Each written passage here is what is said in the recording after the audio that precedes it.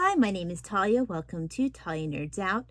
This is kind of a mixture of a Red, White, and June video and just a 150th anniversary of America reading wish list for this year.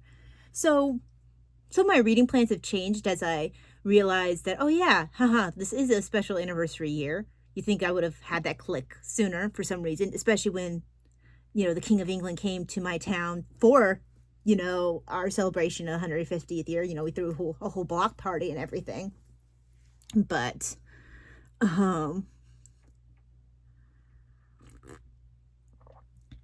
regardless,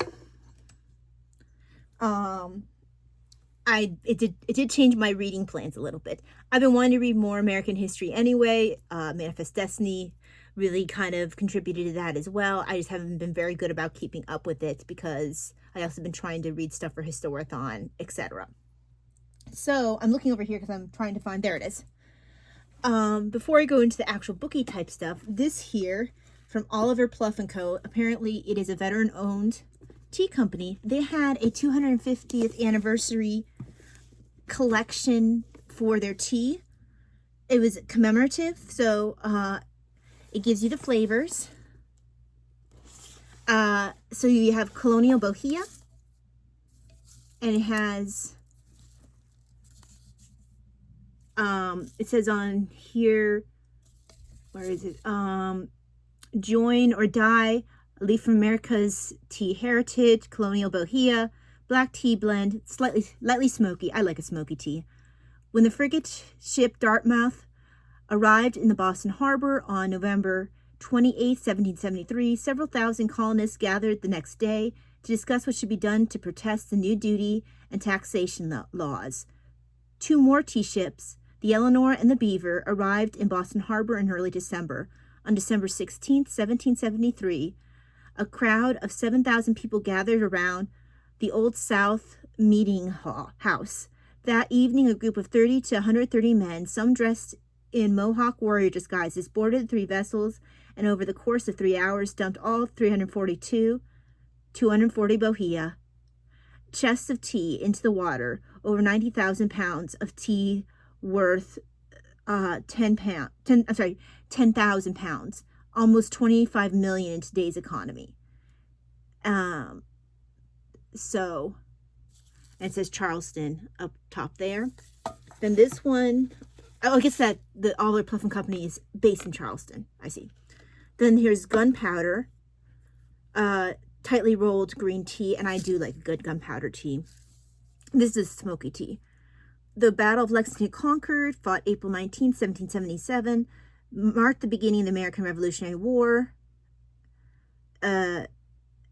And they talk about before 1775, the British East India Company imported various grades of gunpowder tea to the colonies. The tea is tightly rolled, then lightly roasted, giving a dense, dark appearance that is similar to actual gunpowder. So, this is, I guess, supposed to be like a picture for Lexington and Concord. If possible, I'll probably refill these so that way I can just keep the cool commemorative. Oh, are there bookmarks in here? Sweet. Okay, so the bookmarks also tell me the brewing times and stuff. That's nice.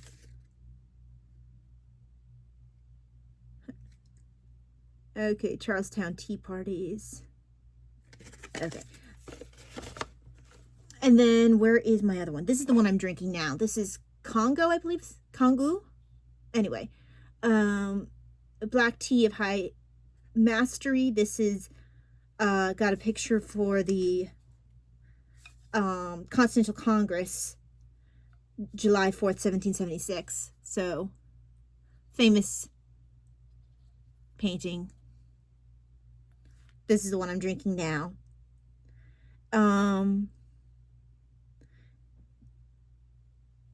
not quite sure why they chose this tea to attach to this particular picture, but this is, each one of these teas have 250th anniversary of the Declaration of Independence, 1776 to 2026. This one here says 250th anniversary of the Boston Tea Party, December 16, 1773. This one here has on it 250th anniversary of the American Revolution, April 1775. So, I guess each of those got released at that particular period. Now they're all bundled together for the anniversary bundle. So it's kind of cool. I'd keep them in here and just drink it from here. They probably still have some there. But yes, I knew that I had to have some American tea in my House Mice Painting the American Flag mug. I actually own the stamp for this. And usually then I paint it with watercolor pencils when I'm done stamping it because, you know, they're painting the flag. Gotta paint it. So my patriotic tea in my patriotic mug. Now I'll go over my patriotic reading. So I already have started David McCullough's John Adams. Of course, this is a book. I already know I enjoy McCullough's work. I already know that I like John Adams. So this is going to obviously be a win for me. Oh, that's the other thing. I have in here my 250th anniversary eagle. Isn't he cute? That's a bookmark. So, I'm only about 102 pages in, but that's because first of all, I'm reading other books as well. And then I always go back and I read the footnotes. Now for this book, or the endnotes rather, the endnotes don't tend to be like they are in some books where they can be rather informative on their own. This really just provides the sources, which, great. And that's the purpose of endnotes. Sometimes I'll get like little cool tidbits from endnotes, but McCullough's never really provided a lot of extra information in endnotes anyway. He really has just provided sources, which is great. I know he sources stuff well, but I don't have to worry about following up too much on the endnotes for fear of missing, you know, any extra goodies. Although I probably will have to try to avoid the bibliography because I do love picking up new books via a bibliography, and there's a ton. This bibliography is long, and I don't need to read that because that would be too tempting. But this is for Big Book Summer, so I have no inclination, or I have no idea of finishing this in June. That would be crazy for me to anticipate finishing this for Red, White in June. And I think I might have given a wrong impression to someone who watched the last video that maybe I am a co-host. I'm not a co-host. I'm just someone who went, ooh, that's a great idea. I love this. And so I'm reading along with it, but I'm not even trying to take part to like win any of the challenges. I just want to read about the Revolutionary War. And it was a great excuse to read more about John Adams, of whom I'm quite fond. And then I decided I wanted something a little bit shorter that I could have more of a chance of finishing during June, because this is going to go probably to the end of Big Book Summer and maybe even beyond. But this one here, I hope to maybe finish in June. And this is Treacherous Beauty, Peggy Shippen, the woman behind Benedict Arnold's plot to betray America. I've had this for a little while. I can't remember when I picked it up. She has my patriotic bear for the anniversary. It was a set. I gave half the set to my mom, and I kept half the set. So, but I'm about 24 pages in, but it's a much shorter book. It's a much shorter book than the John Adams one. Occasionally this author does provide some fun little tidbits in the end notes, so I do go back and read the end notes at the end of a chapter just to make sure I didn't miss any fun, you know, facts that might have been slipped in the end notes for the curious person. But looks like I'm about to meet Andre, John Andre, poet, thespian, artist, soldier, and spy master. So I'm gonna need to read a little bit more of this today. This is an easy read so far. This is my first time reading this authors, Mark Jacob and Stephen H. Case. So first time reading their work. I don't really know anything about Peggy Shippen. I've heard about the Shippen family. William Shippen, I believe, I think he was a cousin, was a doctor in the Revolutionary Army who had some beef with Dr. Benjamin Rush. So that's where the name Shippen is familiar to me. Washington was in really tight with the Shippens, to the point where he would be unwilling to hear Rush's point of view about something if Dr. Shippens disagreed, because he was, so socially tight with the Shippens. The Shippens were very affluent, of a certain class. So Dr. Shippen received some favoritism from Washington. And Peggy benefits from some of that as well, apparently. A lot of people believed her, believed her when she wanted them to believe that she didn't know about Benedict Arnold's plans to betray, but apparently that's not true. So I'm interested in seeing how she was involved in that. I have a feeling she probably just stoked the fire of what was already going on with the resentment and stuff that he felt that he got overlooked. All you had to do is be like, oh, honey, yeah, that's so awful that they don't give you the attention and the, honor you deserve. You're so good. You're so amazing.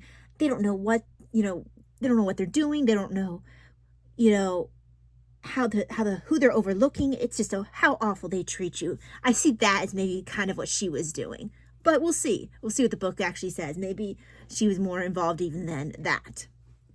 Now, some of these other books I'd love to get to. We'll see if I actually do. These won't be finished in June, most likely. They'll probably go in further into HISTORATHON third quarter, which they fit in.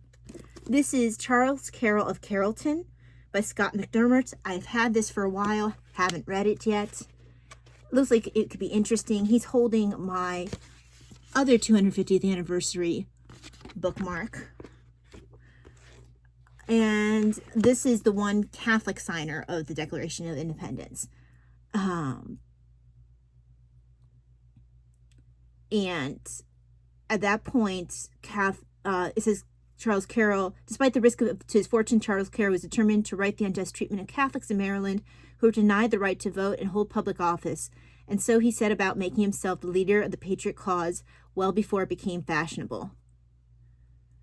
Carroll realized that only by protecting the rights of all citizens would Catholics like himself be protected. His vision became enshrined in the Bills of Rights of the U.S. Constitution.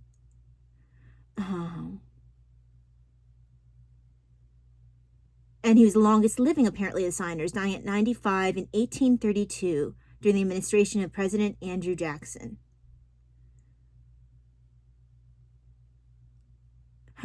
One of Carroll's admirers, Andrew Jackson, once said, "One man with courage makes a majority." I look forward to reading this. I'm not familiar with this author either, but Charles Carroll of Carrollton, that's kind of a name that I've grown up familiar with, besides the fact that he, of course, was signer of the Declaration of Independence. He would have been emphasized more in my Catholic schooling, even though I know relatively little about him. His name would be mentioned a lot, because it was a Catholic homeschooling program. Going Catholic signer, he was going to get a little bit more notice, even though, obviously, I don't know a book's worth about him. So I'm looking forward to that. This one kind of is a companion piece to the Peggy Shippen one. The Tragedy of Benedict Arnold, An American Life. Joyce Lee Malcolm, another one I've had for a little while. This one can count for Big Book Summer, because I think that Charles Carroll of Carrollton's not quite long enough. Yeah, it's not quite long enough. But I think that Benedict Arnold just pushes over the line. Yeah, Benedict Arnold is just long enough for Big Book Summer. So if I feel confident that I can fit it in, I'll try.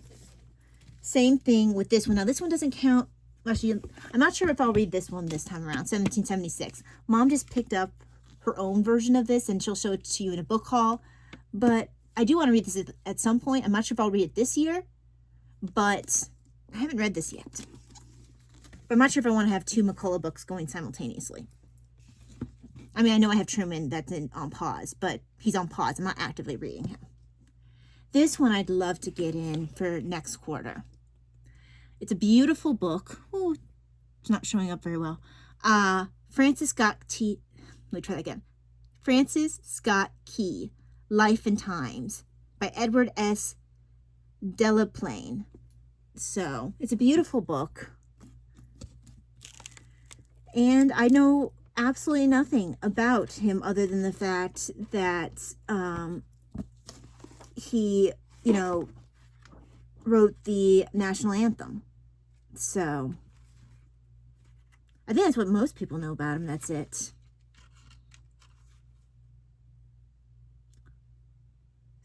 Star Spangled Banner.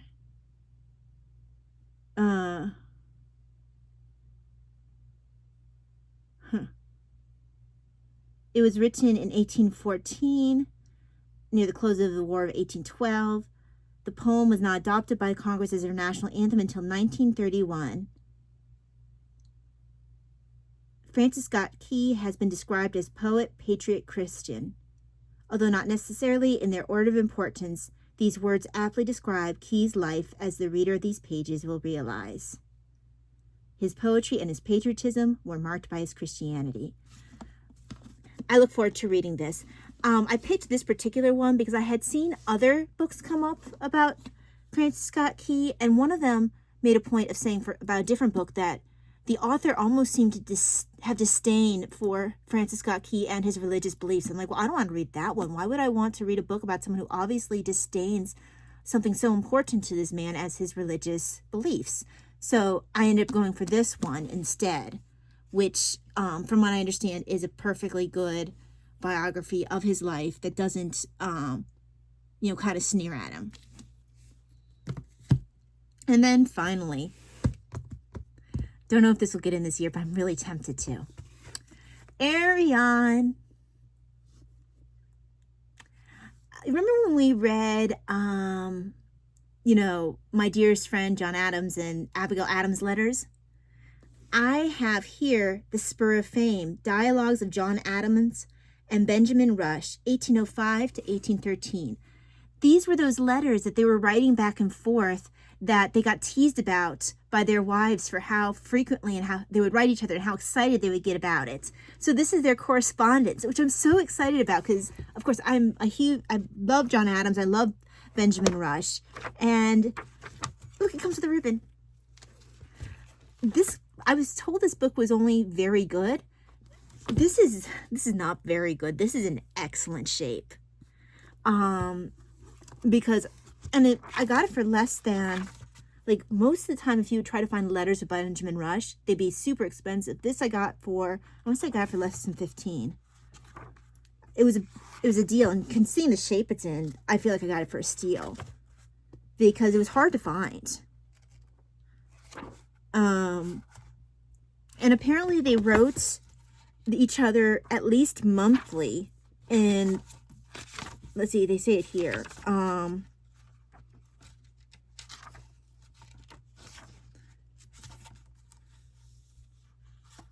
Okay, the Rush letters are taken from the Letters of Benjamin Rush, edited by Lyman H. Butterfield, which can be easily located in those two volumes. They can be easily located, but they'll cost you an arm and a leg because I looked for them. You can find them on eBay, on Amazon, both volumes of the Benjamin Rush letters, but they'll cost you over $100, almost $200. So no, that's not going to happen anytime in the future. Now, old family letters I am interested in. Alexander Brittle printed the Adams Papers in 1892 as Old Family Letters Series A. There is, in Old Family Letters, it appears that they have letters not only with Benjamin Rush, but also with Samuel Adams, Jefferson. That collection, though, will cost a little bit over $20. I'm waiting for, something special to pick that up. Maybe I'll run into a coupon or something. Or birthday or Christmas money or something like that. But he, it says, it is in the back, there's a point where it mentioned how long they were writing to each other. Acknowledgements.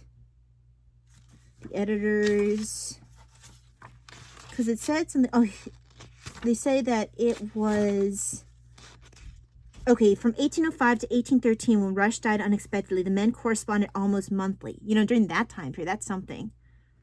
Their salty comments, sometimes too bold to be shared even with their families, were frequently raw, indiscreet, and personal, but they were trying to set the record right in their own minds.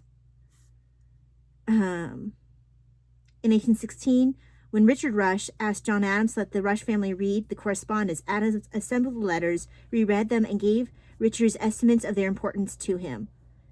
There are naked truths, and I am sure nothing but the truths, which are never communicated to your mother, yourself, your brothers or sisters, but which are so directly and so truly contradictory to all our histories and traditions that I dare not part with the letters without the most explicit request of your mother and yourself. Dr. Rush's letters are of an inestimable value to me. Inestimable. I can speak. No, I can't. Apparently, and I knew both of them had their complaints about Washington that they would only really talk about to each other. That came out in the Rush biography and will probably come out in the Adams biography as well. So I'm not sure if I'll start this book this year. I'm really excited about this. And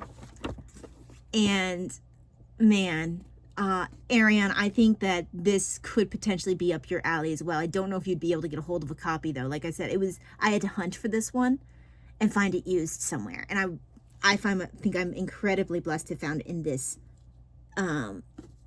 shape, and to have, you know, two of my favorite people in the Revolutionary War that I've read about so far, you know, of the gentlemen. Let's not, you know, I'm not counting Abigail, I'm not counting John Quincy, who was still young at that point. During the actual Revolutionary War, two of my favorites,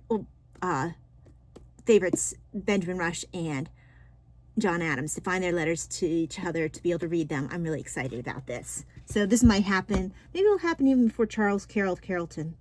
I'm not sure. We'll see when I start this. But yeah, that's it. That's my plans for not only Red, White, and June,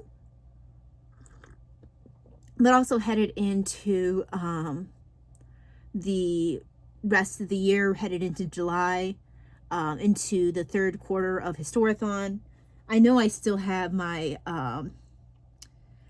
my Clara Barton book, which would better fit in for Manifest Destiny, but I'm kind of in love with reading some of this Revolutionary War stuff right now, so it's probably going to steal the attention away from that. So between that and some of the medieval stuff I want to finish up for this year, and some other books that I want to read, I do feel, though, I'll be pretty heavy on American history for a good portion of the rest of the year. But that's it for me.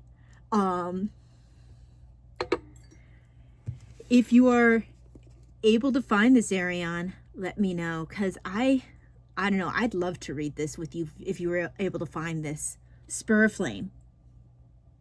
Because I really enjoyed when we read My Dearest Friend together, but I don't know if you'd be able to get a hold of this, because I was actually concerned, because I had gotten the impression from the Benjamin Rush biography that most of his letters had been, or like quite a few of his letters with Adams had been destroyed, was my impression, but not as many as I thought had been, if any.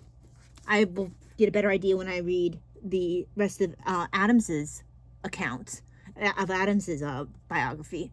But I do know that there were letters between Rush and Jefferson that were destroyed, because Jefferson didn't want some of the things he had told Rush to get out. So he had destroyed quite a bit of his correspondence with Rush and kind of wanted to block the publication of his letters, is what I understand. Because Rush knew, you know, and talked to people about things that maybe weren't always the most comfortable things to have out there. But yeah, looking forward to this. I'm not sure when this will be in the reading schedule. I do want to read this year, or I don't know. This looks so good. Anyway, that's it. Hope that y'all have a very blessed day. I'm going to take another drink of my tea, but then I'm going to close out. All right. Have a wonderful day. God bless. Bye-bye.